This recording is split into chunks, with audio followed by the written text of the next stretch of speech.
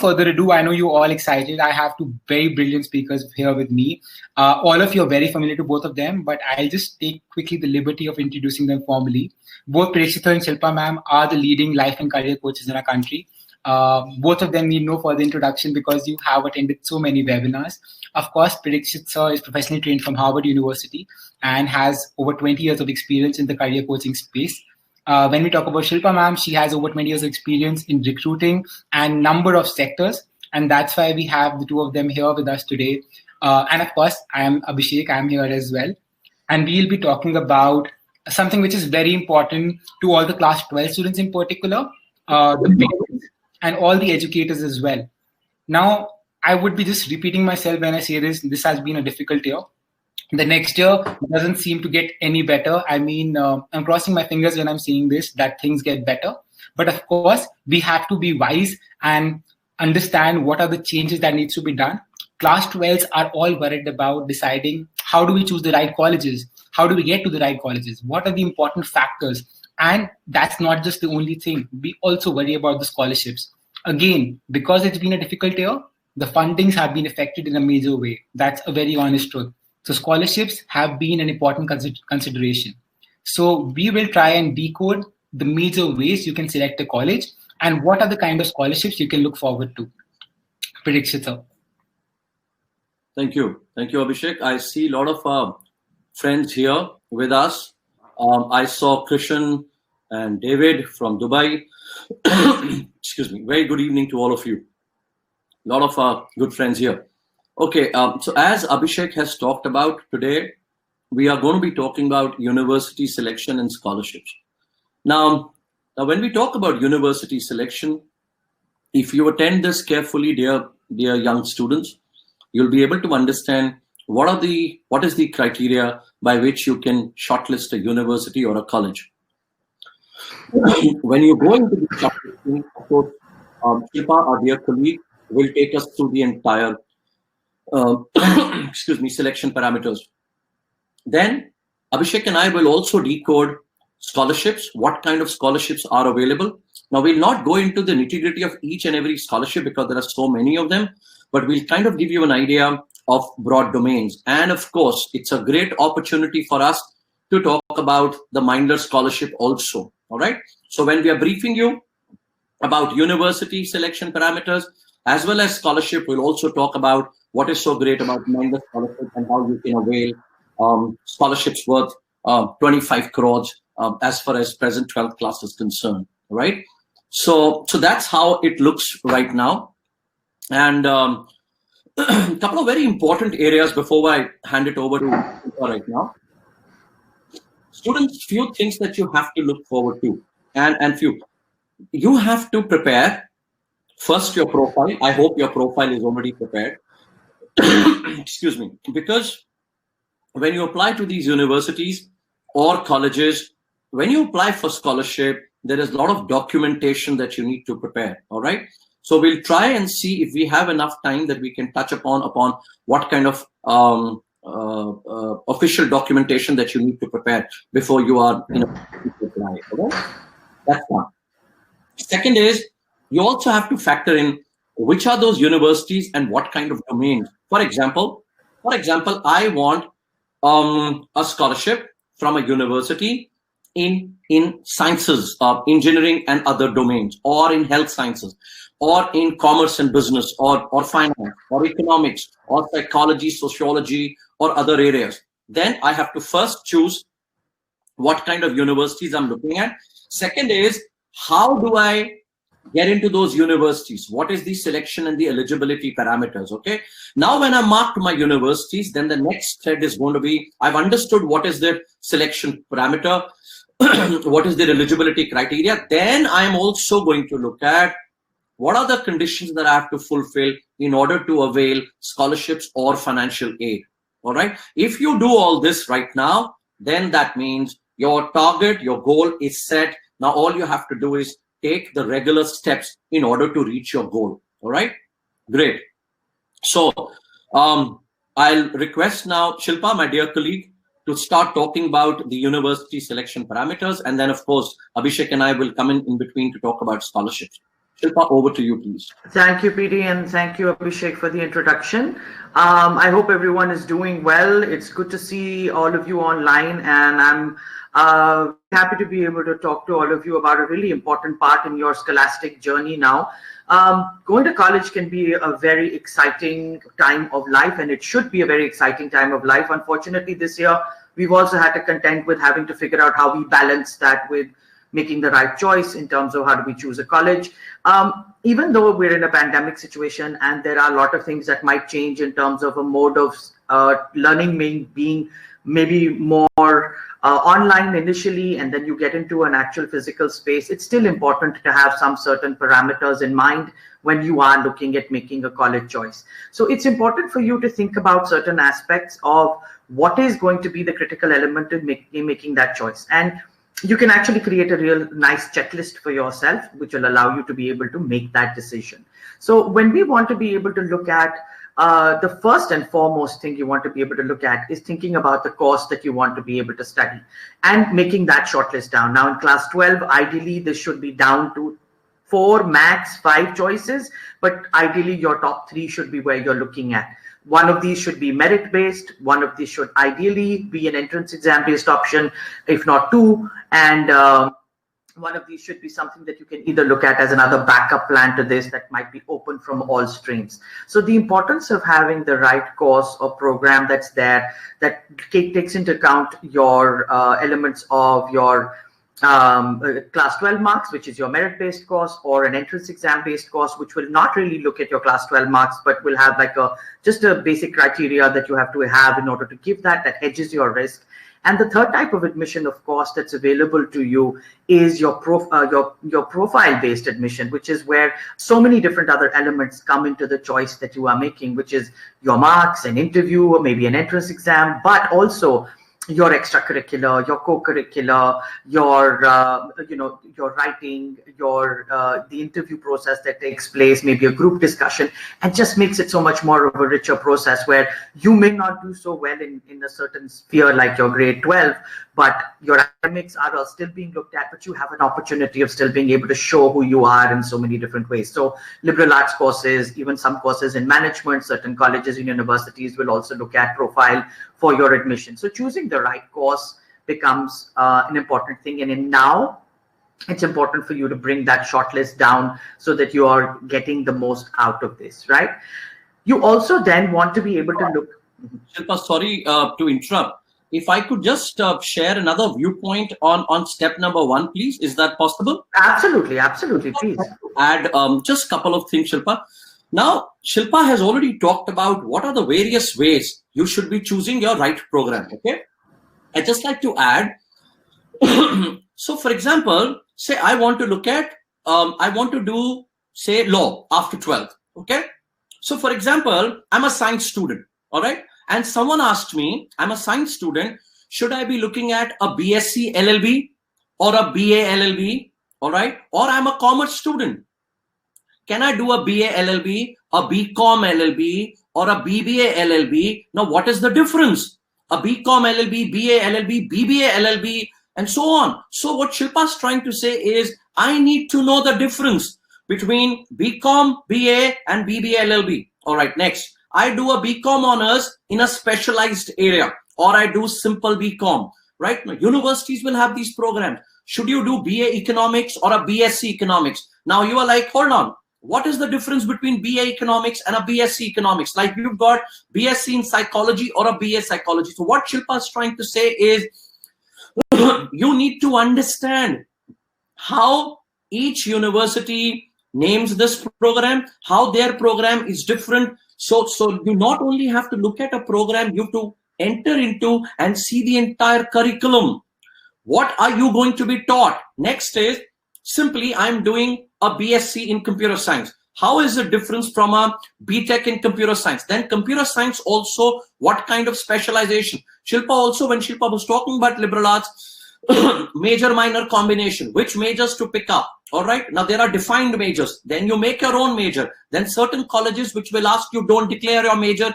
In certain universities in India also will ask you not to declare your major. You can decide that next year, or a single major, double major, or a triple major.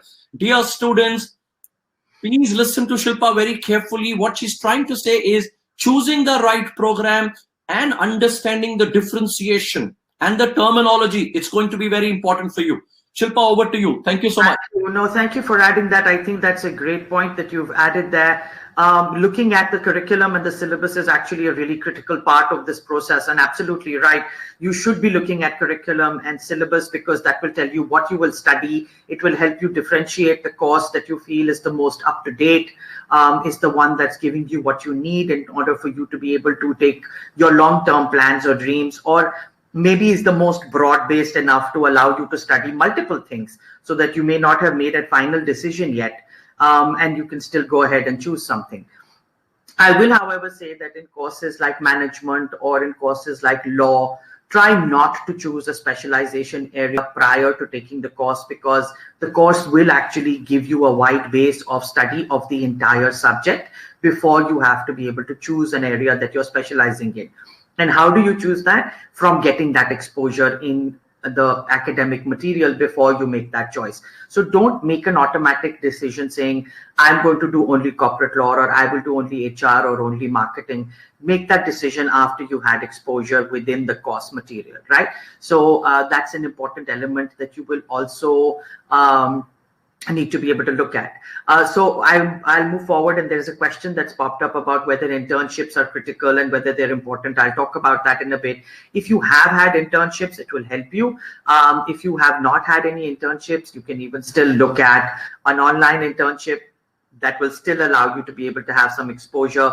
Your internship ideally does not need to be in the area that you're going to go and study. If it is, it helps, but you can have a content writing internship. You can have an internship related to research. The aim is to get you experience in case you'd like to be able to look at it. Now, the college choice also, apart from looking at what am I going to learn, it's important also to look at where does this university or college that I'm looking at rank when it comes to the global ranking systems, or even does it have a ranking somewhere? And each college will be ranked differently.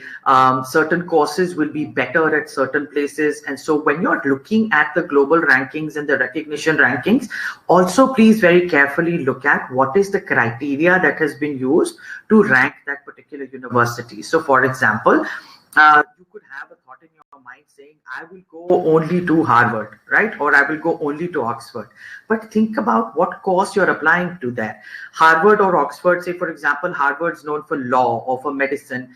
It may not be known for management. It may not be known for psychology. So don't assume that the brand name, a larger umbrella brand name, all the courses will be equal. So that's why it's important to look at what is it ranked number one in. What are the courses that it's ranked number one in? What is its ranking for different courses? And when you look at a global ranking, you'll be able to follow through and see different courses and where the ranking sits. The rankings actually are a really great way to be able to kind of suss out where this university or college sits, but also look at the other criteria. What are some of the things that this ranking has taken into account? And all these different rankings have different criteria. Have they looked at things like library and publications? Have they looked at student feedback? Have they looked at things like location, or they've looked at industry interaction, or they've looked at something else? There'll be a criteria that it will have that it's ranked against. So that criteria will also help you understand a little bit more. And that's going to be an important element for you to be able to also explore. This kind of gives you an idea also on what kind of exposure you're going to get when a university is ranked in a certain way. And I'll talk about what are the different areas of exposure that you need to look for in a later stage. One of the criteria that it will help you understand is, what is the placement record of this college or university that I'm looking at? Now, understand also that look at what is it that those people who got placed got hired for, right? So, like we said, it may be possible that a lot of the hiring or a lot of the placement has taken place for a particular kind of course. So look at the placement record, but understanding what kind of companies have come to the university will actually give you a really good understanding of what is their industry connect, which is an important element. And as I'll talk about later, that industry connect is important because It helps in shaping of curriculum sometimes. It helps in input of curriculum into the curriculum. It's possible that the college is actually updating their syllabus to be able to take industry demands into account. So look at the placement record, look at the kind of people who've come, but very carefully also look at what subject were they hiring from? What kind of subject were they hiring from? If it's not the subject that you're really excited by, then look for the college and university that may have a better placement record, and that if that is something that's important. Some of you may choose not to work immediately after your college, and you may want to go into a master's program. That's fine as well. Then the placement record does not hold as much value to you as somebody who may want to work for a few years after. So you also need to be able to be clear in terms of what is it that you want to be able to do in the long run for yourself. And this is an important thing to think about, all right? So important for you to be able to also explore and look at what placement, what companies, and in what subject domain did they come in.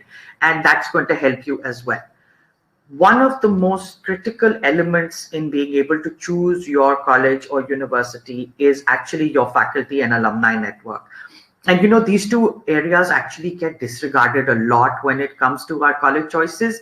A lot of times we don't think about who's passed out from here, where are they now, what were they doing in university or college. So look up the faculty, especially for the area that you're interested in studying.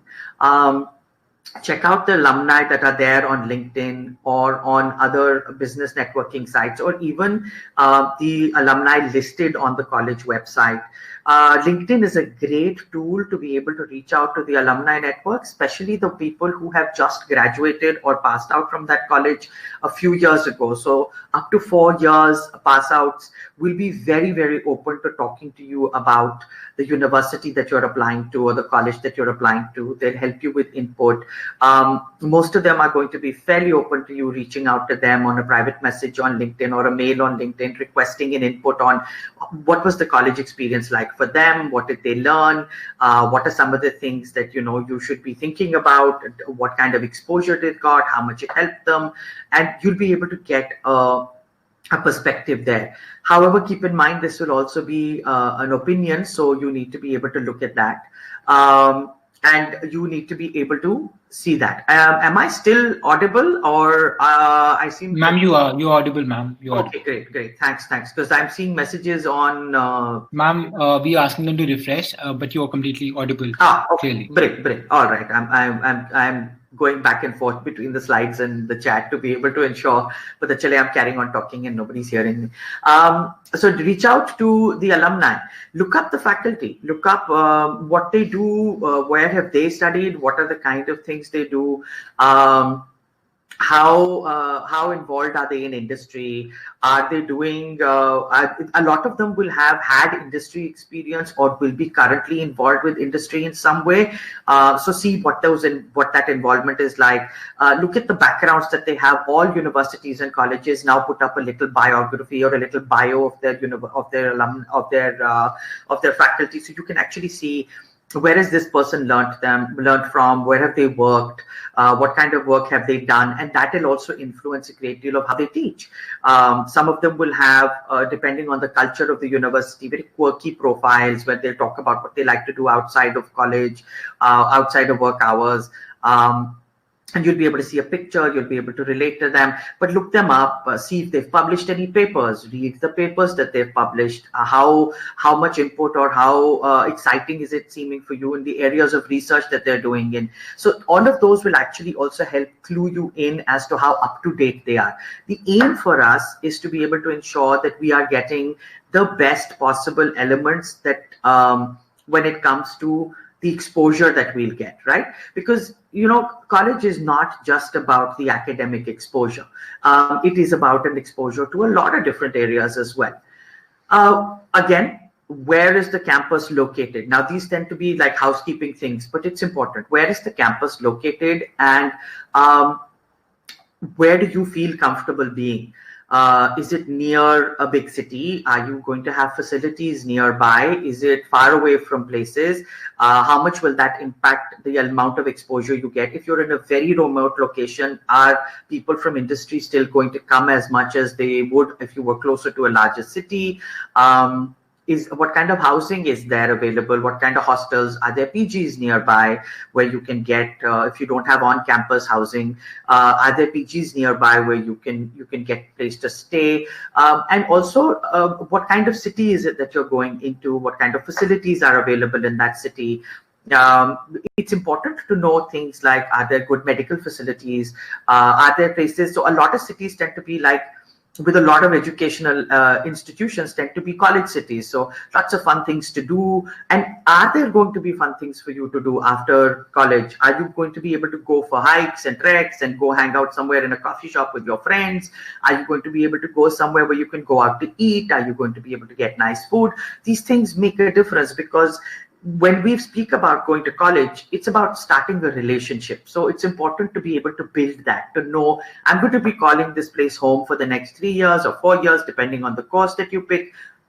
I should be comfortable and happy here. You can't be like, oh, there's nothing to do after college over here. We're stuck in the hostel. There's nowhere we can go.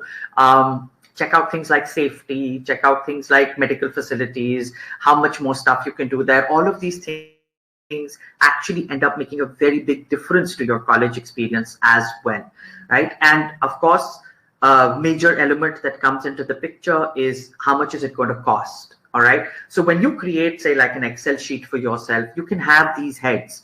You can put those heads in, and you end up at the end of it being able to make a very objective decision. Tuition fees can be a particular amount. There may be a cost of living involved in living in a particular city, and you need to keep that in mind as well. Is your housing going to be taken care of? Is it something you're going to have to pay for later? And this is the time, even though it seems awkward to do, this is the time to please have a really adult conversation with your parents and say, how much can we afford? What is required? How much can you pay for? You may have siblings that need to be able to be paid for as well for college. So talk to your parents and see that. And a great element to be able to explore when it comes to your tuition or even your living and boarding expenses is, of course, scholarships. And for that, I'm going to hand over to Abhishek and to Prikshit sir, and they will take over from me from here, and then I will be back. So PD and Abhishek, all yours. Thank you so much, ma'am. Thank you so much for that. And even I was very intently listening. I realized that all the points we're looking at it, and as much as we reflect on it, all of them are so important. So I really hope students in particular were intently listening to ma'am. Now, again, when we look at education, one of the important factors we have to look at is funding that. Because education is not cheap. I mean, I can literally use the word. It's getting all the way more expensive. And this, again, I can't emphasize on this enough. It's been a very difficult year for schools, for parents, for everyone. So we have to understand, how do we actually fund the education? So this is one important factor. But I will touch upon this later. The first thing I want to talk about is for students, that how do we actually get the scholarships? That's equally important. Now, I'll do the basic math for you. Now, let's say there are 100 students applying to one of the leading schools in India, right? Then how many students do actually get a scholarship? Prikshit sir, Shilpa ma'am, and I'm sure all of us are on the same page here, that it's a very common question we get. Which kind of a student will get a scholarship? The point is, if a university is taking only 10 students out of 100 applying, probably one, sir, or maybe two of them will get a scholarship. So it depends. Abhishek, you're absolutely right. It would depend from a university to university. Right. For example, a lot of liberal arts and science universities in India, they actually take pride in saying that 20%, 25% of our batch, all right, has got some form of financial aid or scholarship. Now that's a big thing. But there's also a question, Abhishek, is that excuse me, when you touched upon the topic that education is expensive, please also understand education also needs funding. All right. Like when we talk about startups and companies and so on, so they also struggle with funding. Now we also have to see, where does the funding come from? Right. So they also have their difficulties with Right, the sir. area. Yeah. No, absolutely, sir. Thank you for saying that. And I'll just take from the point you mentioned. I'm not sure how many of you are aware. Harvard being the best university in the world, this year came up with a particular thing that they are the best university in the world when it comes to teaching education. And their PhD program is one of the most popular. This year they said we don't have the money to fund the PhD scholars anymore. Just imagine if a university of that caliber and standard is saying we don't have the funds, there's something definitely wrong. What about the Indian universities then? Education is a big investment for all the stakeholders involved. So education does absolutely need funding. So sir is absolutely accurate when he says that. That also means when we are putting in the effort as a student in class 12, and I am so sorry to say that if we feel that we can wake up in class 12 and say that, okay, I am the perfect candidate, I would say that's late, but it's not, I wouldn't say the battle is lost. We can still make a difference. But you have to make sure the kind of universities you're applying to, you are at least clear that what it takes to get the scholarship. And we will emphasize on that as well. Everything that you have done all throughout your school years is very relevant. We can't stress on this enough. Your co-curriculars, be it your debates, MUNs, quizzes, Olympiads, extracurriculars, sports, dramatics, every possible kind of activity. Were you a leader? Were you part of any organizing committee? Were you an office bearer? Were you a house captain? Were you a sports captain? Everything you do does add so much value. Were you a volunteer? Were you helping people out in some way or the other? Everything you have done does matter. I hope I'm audible because somebody's written no voice. Shruti, I think you can try and reload. Yes, perfect. So the idea is we have to make sure everything we have done does contribute towards getting a scholarship and getting into a university as well. Some of you were asking, I was reading the question that, liberal arts schools, do they consider us if we haven't done extracurriculars and co-curriculars? I would certainly say it's difficult. They look at a holistic profile, but they also look at your will to learn and change and adapt to different scenarios. That's a very, very important factor. If I'm sitting for an interview with one of the leading liberal arts schools in India, and I am able to convince them that I am someone who did not have the opportunity, or for whatever reason, I wasn't able to perform the way I could have, the will also matters. I wouldn't say it'll be an easy ride, but it does hold you in good stead if you can show that. Coming back to the funding bit, there are several scholarships that are being offered in India, but something major that we can talk about is the Mindler Scholarship Hunt. Now, yes. Yeah, carry on. Of course, the idea is that we all understood, not just Mindler, all our stakeholders involved, be it our educators or the students, that this was a year nobody expected, that put everybody that in a situation and a fix that what do we do? In collaboration with our, I would say, generous partner universities, we came up with this initiative to help out our students because class 12 is a crucial year and students were struggling either way because of the pandemic. And we are so proud to say that we have been able to bring this initiative to you. Sir, do you want to take it from there? You want to help them? Why not? I'd just like to share a couple of very important points. You see, one is, as Abhishek and Shilpa has also talked about, it's been a very difficult year. And therefore, it was a Herculean task for us at Mindler to reach out to universities and, of course, to our partners, Education World Affairs, and to each one of the universities.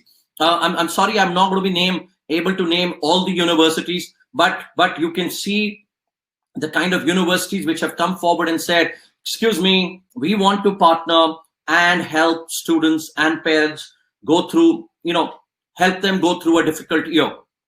Now, together, you see, that's what team effort is all about. Individually, Mindler may not have been in a position to come to its students' rescue, but with all of them, with Education World, with Affairs, with these many universities, together, we are bringing in 25 crore worth scholarships for present 12th class student. And that's we take a lot of pride in saying, have we been able to pull this off? Yes. We also got a lot of Mindler interns to help us in this process. Thanks to each one of them. The Mindler scholarship is live. Now, there are two parts of scholarship, students. Please listen to this carefully. One is, if you see, apply now for the Mindler scholarship. It's completely free for 12th class students. What is it all about? I'll quickly take you through. So this is one scholarship. The second scholarship is, within this scholarship, there are 10 scholarships which Mindler is giving. excuse me. Now, so number one, what do you have to do? All students of 12th class, whether they are in UAE or India, what are the steps that you have to take? Number one, you have to go here, apply. Now, what do you apply? You apply with, you fill your profile, your school, your program, what are you doing, what subjects do you have, where do you come from, and then you move on to something called, you upload your 10th class marks. Why? Because universities, we need to know how has been your academic journey. And then from there, you move to something called scholarship assessment. Should take about 60 minutes. The scholarship assessment takes about 60 minutes. Once you finish the scholarship assessment, from 10th of December, listen to this carefully, 10th of December is when you start choosing your scholarship options across the country. So, for example, the brand names that are already listed here, and of course, by the time 10th December comes in, you will have few universities which have, so please understand, what does a university have to do before they come and be part of this? Okay, now listen to this carefully. That's why Mindler, please understand, it's taken us so many months to do this. Number one, a university first has to decide whether they are offering financial aid or scholarships. Number one. Number two, what category of students? Number three, what are the areas and the disciplines? Number four, what kind of scholarship? Number five, then they have to sign a term of agreement with Mindler. Number six, then they have to create a kind of a holistic profile or what kind of students they are looking at. There's so much that a university has to do before they offer this to you. So that's why it takes time. Today only 3 universities, one of the very, 3 of the very well-known names in India. I mean, I'm sorry I can't say it because we just got a consent letter from them. They will finish their entire thing. On 10th, you will see their names. These are rock star universities in India, and you already have so many rock star universities that have signed. Absolutely.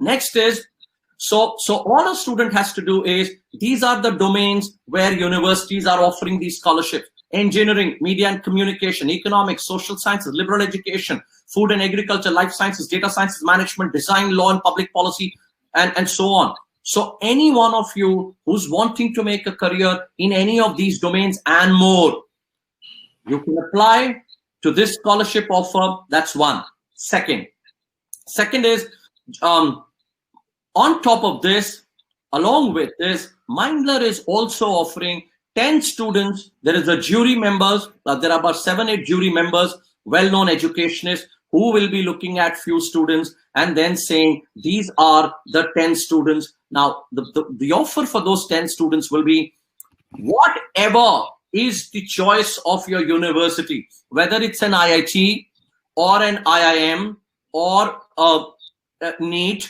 any private institute, or it is liberal arts and sciences, business, music, whatever you are studying for first year, Mindler offers 10 students scholarship. All right, that'll be selected by the jury. So these are a few things that we are doing for you students, and please understand, all it requires from you is one simple thing, that is an effort to go and take part, nothing else. So if you're really serious that you could be one of the chosen few out of the thousands who will be selected by these universities, and they will be getting scholarships, but these scholarships will be available for only Indian universities. I'm just clarifying that. All right. Only Indian universities, number one. Right. So number two is, I've also shared how do you need to go about it.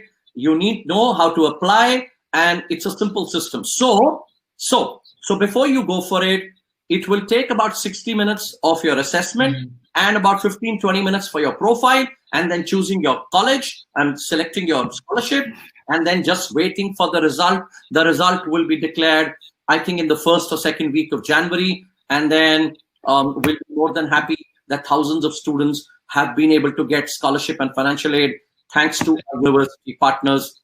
We are blessed that this is happening this year. Abhishek, the other thing is, when you're talking about subject domains, let's also You go ahead, please. You go ahead and share with them. Yes, Abhishek, over to you. Why don't you talk about? Absolutely. So before I start with that, as you can already see, there has been a link that has been posted that will take you directly to the Mindler Scholarship Hunt that you can apply for. The link there. I hope it's all visible for all of you. The team has posted there right at the top, so you can click on the link and apply for the Mindler Scholarship Hunt assessment directly. Perfect. Abhishek, one thing. There is something called Shri Lakshmi. I have completed my 12th grade and I've taken a drop year for NEET preparation. Am I also eligible? Absolutely. Yes. If you wrote your 12th class exam in 2020 and you've taken a drop year, now listen to this, all of you. If you've decided to take a drop year and you are going to your college and university next year, which is 2021, you are also eligible. Over to you, Abhishek. Absolutely. So like Prikshit has very well explained the Mindler Scholarship Hunt, and this is a great opportunity for you. I also want to shed some light about the other kinds of scholarships that are available and the different parameters. Some of the universities we're talking about are offering these kinds of scholarships as well. So you have to make sure that you're aware about them. Now, merit-based scholarship is the most common one, which is offered around the world and not in India itself. Merit-based scholarship, simply as the name goes, is based on your academic merit. So the kind of marks you scored in grade 12, your board examination, this is how your merit scholarship is governed. You get the scores, university has a criteria, you meet the particular benchmark, and you award the scholarship. Another popular scholarship happens to be need-based. A lot of universities in India as well are offering need-based scholarships now. What does this basically mean?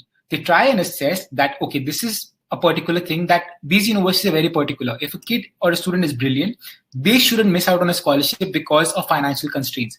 So they try and make sure they're able to support in your academic journey by providing you scholarships. This is when you have a difficulty because of financial constraints. So these are called need-based scholarship. One common scholarship which is available for need and merit is merit-cum needs-based scholarship. They take into account both the factors that a student is academically brilliant, but also is having financial constraints. Very limited universities in India are offering merit-cum need-based scholarship, but they do exist for certain programs in the country.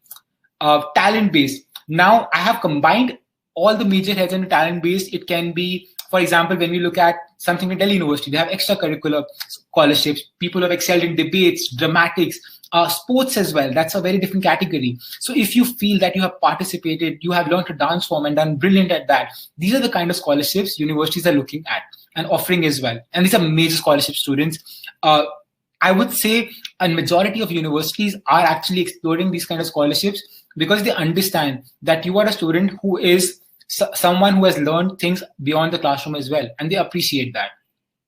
For women, of course, in our country, there are a lot of scholarships to make sure they are able to empower women and they're able to provide them necessary scholarships so that their education is not stopped for whatever reason.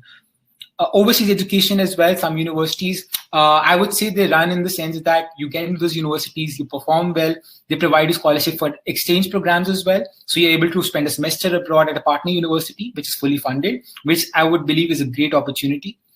Students from defense background, I feel so glad that these kind of scholarships exist in our country. I think no profession in the country, I think Sir will agree, is as respected as the defense personnel. So I am glad that a lot of universities pay special weightage to students who are coming from a defense background and offer them the due scholarships. National scholarships are run by a number of government and national funds. They can be merit-based, need-based on very different criteria, a very different skill set as well. Prime Minister's Scholarship Fund works very similar to National Scholarship Fund.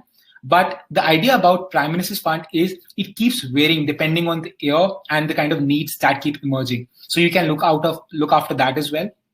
And research-based, especially for students looking at sciences and some domains in social sciences who are looking to explore and take it forward. I mean, if you have a goal of studying in something like IISc Bangalore, these are the kind of scholarships you're talking about.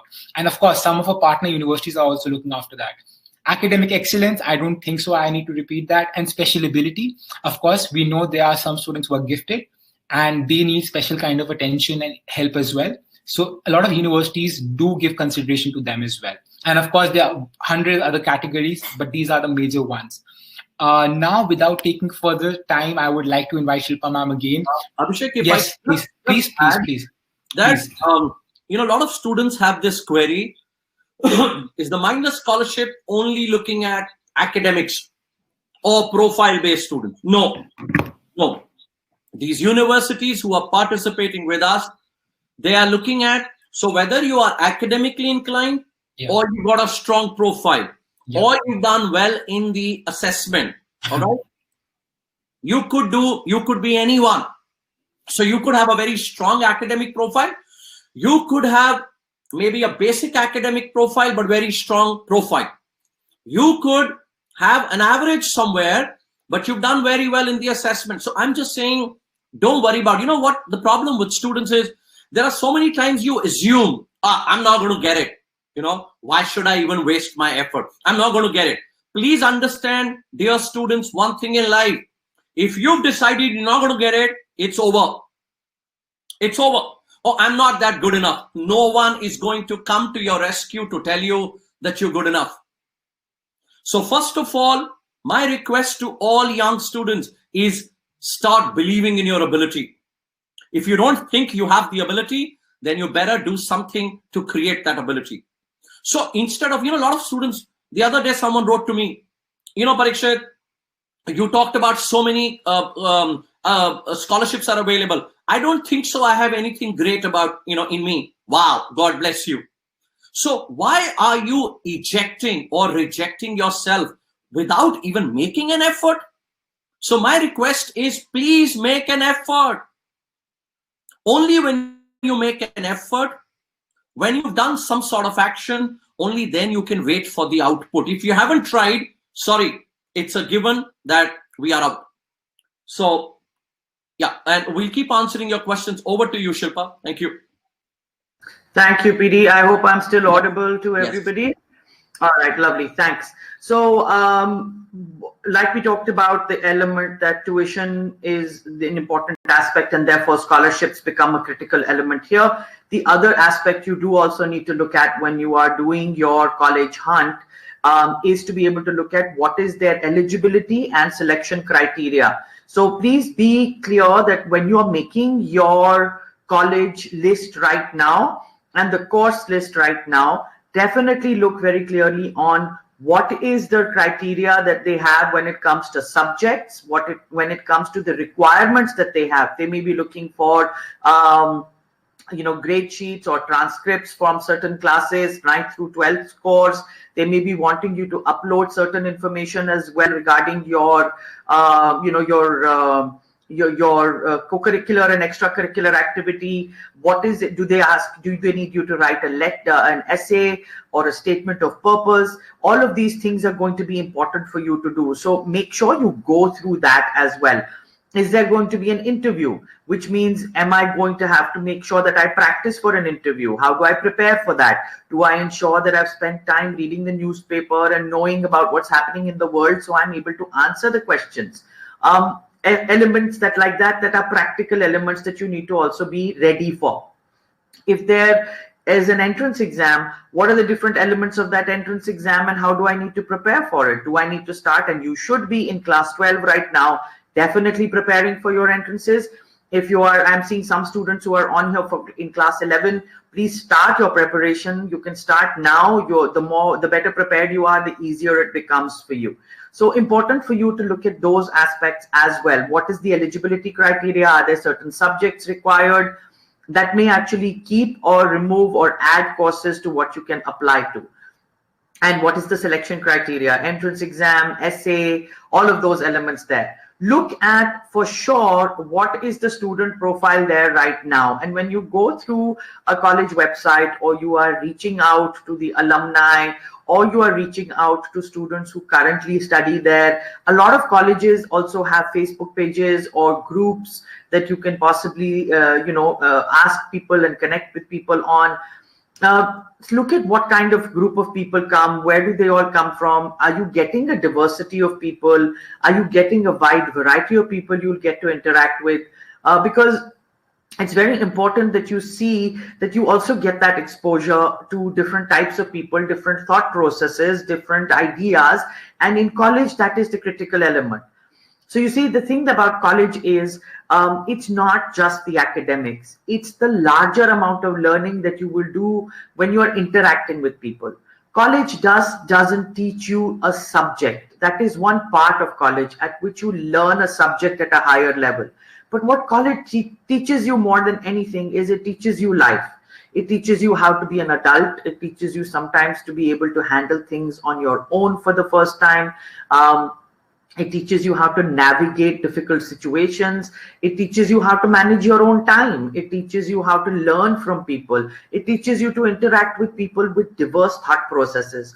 And that is what is going to help you in the long run as well, apart from just the subject. So don't look at it only from the course and be just blinders on that the course I'm getting and that's all that matters.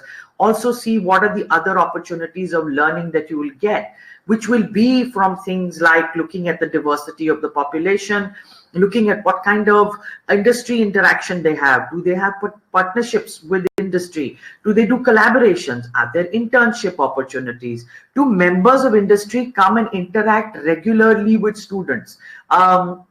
Do they regularly have guest lectures from people who are in particular companies and who come and talk about subjects? Do they allow for, do their research facilities do work related to what industry is doing? So for example, there are certain pharma colleges that do immense amounts of research for industry. So there is practical hands-on experience that the students are going to get. Are there tech companies coming and giving projects that are coding related? Are there companies coming who are asking people to work on branding or the psychology of branding, or coming up with campaign interesting ideas for campaigns? Are they using the student body to be able to generate new ideas? How many companies are there that come to campus for these kind of collaborations? This is also going to be an immense amount of exposure that you will get that will teach you very practical skills. So please keep this in mind. It's very, very important to be able to have this element as well. And do definitely look at it when it comes into the picture, right? So it's an important thing for you to be able to keep this in mind, because your level of exposure will be at another level, okay? And it'll teach you so much more. Similarly, like we talked about the research element, has this department or have these professors that you're going to learn under, have they recently been involved in interesting research? Have they been writing about research? Has the university been one of the ones that has actually filed for a lot of patents on things? That means they're encouraging their faculty and their students to do new things, to discover new things, to create new things. So therefore, they've created an environment for innovation, for research. Are they the ones who are being cited for the number of path-breaking research projects? Or, for example, are they the ones who are currently working with, say, for example, you want to study biology, or you want to study microbiology. Has the science lab in this university been involved with COVID research? Have they been the ones who reached out to government and said, we will work with you to also help you with research and tie up with a company to do that? This will teach you a lot as well, because that means here is the management of this institution that is very keen on being able to push its boundaries, to be able to push, to be able to get more. So it's important to look at these aspects as well, which will tell you that they're going to be fairly cutting edge on a lot of other things. Apart from academics, what else is available to you? In school, when it comes to sports and co-curriculars, we actually take it very for granted that there will be sports day and there will be assembly and there will be all these things. But sometimes here we don't realize that the number of societies available, are they known for music? Are they known for dance? Are they known for sports? Will you still get a chance to be a part of all that? Will you still be able to do debate? Will you still be able to do that? And sometimes it is from those things also that you are getting in your placement perspectives improve. And remember, here suddenly where in school you might be the best singer or the best dancer, now you're going to be competing against everybody who is the best singer and dancer in their school. So it pushes you to be able to be better as well. And this is a great way to get exposure, make network, create networks of friends, and be able to build that network that will last you a lifetime. So look at those elements as well. So making a college choice is not just there is one brand name and this is where I want to go. There are a lot of different elements. College is going to be and is the best time of your life. You really learn so much. You grow as a person. You go through tough things as well. but it is what makes college fun. It is what makes college exciting. These are the friendships that are going to last you a lifetime. These are contacts that will be there for you for the long run. These are people who will come back and connect with you over the stretch of your career. I'm still in touch with people I went to college with.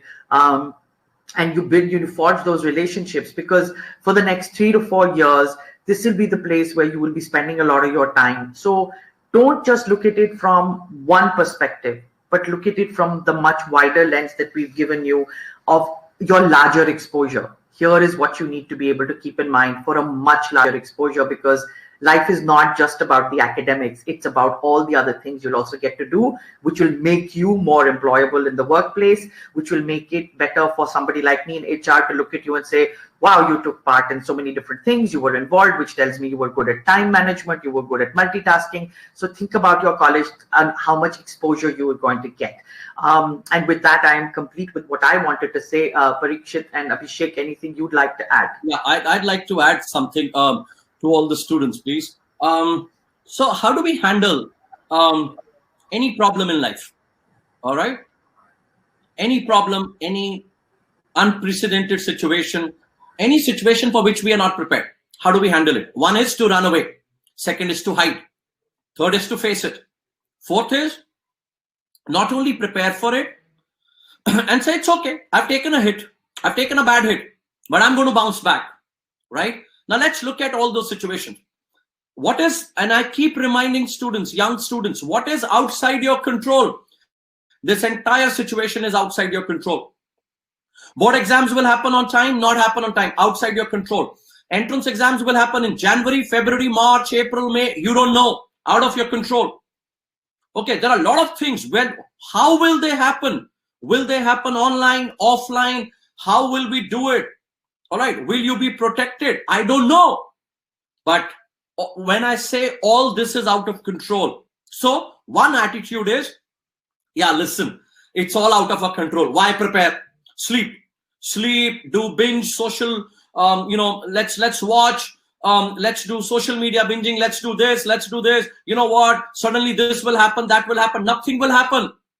You will have to make it happen. So my request to all of you, when all this is outside your control, then what is within your control? My dear students, how you handle your 24 hours each day is within your control. And let me tell you, there is so much that you can do within those 24 hours. You want to study, you want to make your profile, you want to write scholarship assessment, you want to try and talk to people, you want to talk to universities, you want to attend their programs, their webinars, excuse me, you want to understand their application process, you want to do some online certificate, whatever you want to do is within your control. So therefore, my request is, rather than cry, scream and shout, let's make possibilities, and only then you'll be able to make it happen. I hope you would understand that there are a lot of businesses which have collapsed. If you read last day before, there are some very, very important organizations. When I say organizations, meaning retail stores in UK, which are about to be closed, and which would result in about close to about 20,000, 25,000 job losses. And these are institutions which are collapsing. So is it the end of the road for those people? No. Many of them will struggle. Many of them will give up. Many of them will make sure that they unlearn, relearn, and are back in the business. So my request to all of you is, again and again, please make effort that is within your control. Abhishek, over to you.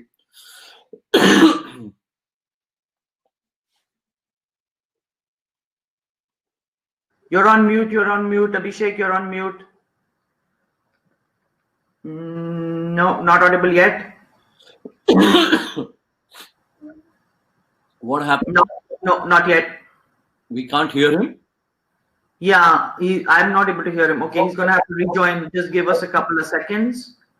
All right. Vedant, you are interested in serious career in a stock market. Please understand, whether you are a PCM student or a commerce or a humanities student, can you make a career in the stock market? Yes. Do you want to specialize in commerce right away, you can. There is nothing that stops you from dabbling in that career. Number one. Number two, whether you do BCom or economics or a BBA and couple it up with an MBA or a chartered accountancy or a CFA or a company secretary or whatever. Okay. And then, of course, you can do specialized programs in stockbroking, and then you can take it up further. Or maybe it can be an MBA finance. It could come from wherever. Okay. So sky is the limit as far as, and all the options will lead to that if you're very clear about that. Abhishek, now. Ma'am, can you hear me now? Yes. Perfect. I think there was a network glitch. So I just want to show, sir, we've already pretty much covered everything, but there are a few other scholarships which are very popular ones, which I want them to have a look at in case. There's Inspire Scholarship, which is very popular, offers you amounts up to 80,000 per year. There's KVPY, which I think all of you are familiar with. We've spoken about this before as well. There's SGFC Education Crisis Scholarship. You can just go on the website and look at it. But these are the major scholarships I wanted to talk about. Other than that, of course, you have the Mindler Scholarship Hunt. I wanted to show you that and again emphasize it's a great opportunity to apply to these amazing universities who have again been generous enough in contributing to this initiative. But students, you have to make the effort. I have to say that you have to go on the website. We have shared the link. We are posting the link here again in the chat box. I'm typing it as I speak so that you can reach out. You have any doubt, please reach out to anyone in the Mindler team. You know, most of us individually, you write to us, write at hello@mindler.com. We'll be more than happy to help you, because at the end of the day, our goal as a team is to make sure you get to the best universities, and your financials or constraints shouldn't be a hurdle there. Other than that, please make sure that you are not only registering, completing your profiles as well. After you complete the profile, you have to take the assessment, which is live now. Please make sure this is just a 1 hour assessment, not very difficult, but we want you to give the assessment. Only then you will be able to move ahead in the process. And Abhishek, if I could add, it's just imagine if tomorrow there is an ex-person, say Yajur or Rashmi or Sakshi or Manoj or whoever, right? If they make an effort, they go to the university's websites, they figure out what those programs are as per Shilpa. Shilpa's given a beautiful layout that what all areas that you could look at before you decide which institution. So they go to a university, they figure out, they check, they apply, or through whatever means they apply, whether it's through profiling or through academics or through an entrance exam, whatever, or they take part in a Mindler scholarship assessment. Who is going to benefit? Ultimately, who will benefit? Exactly. Is it Mindler? Is it their parents? Oh yeah, parents will feel good. Parents will definitely feel good. I mean, I know if my son comes to me and says, you know what, dude, you've been storing so much of money for my education. Let me tell you, I've got a 50 and 75% scholarship. And I would say, wow, Pitaji, please, thank you so much. You've saved me so much of, money, right? Of course, there is a lot of pride attached with that, but who will ultimately benefit? The student. So why should anyone be requesting them to go through and fill up this? Why? It works for you. I'm sorry. It is to your advantage. So please go ahead and make an effort. Abhishek, over. Right. No, absolutely, sir. Very well put. I would say it's more about who's going to benefit from this. End of the day, it's the students. Everybody is working collectively. And it's a request to the educators who are here today as well and the parents. Please make sure that you are pushing every person you know. Of course, your child comes first as a parent, but everyone because end of the day, the number of scholarships we have up for grabs and the amount, it's staggering. It's for everyone, and everybody should be able to benefit from this. So that's the common goal. Yes, sir. Someone asked, I think Ruhi Satsangi asked that this is open till what time? The Mindler scholarship, it is open till about the last week of December, right? Absolutely. So please make sure, don't wait. And that whole mindset, oh, you know what, Prikshit, what's the date? Supposing the date is Christmas, okay? Or 25th. Oh, then 24th, when Santa comes to my room, I will then apply. God bless you. Right? So I think, this year Mindler is acting as Santa. I think they should make use of that. Absolutely will help. But honestly, students, everyone, please write to us. I have posted our email ID here as well.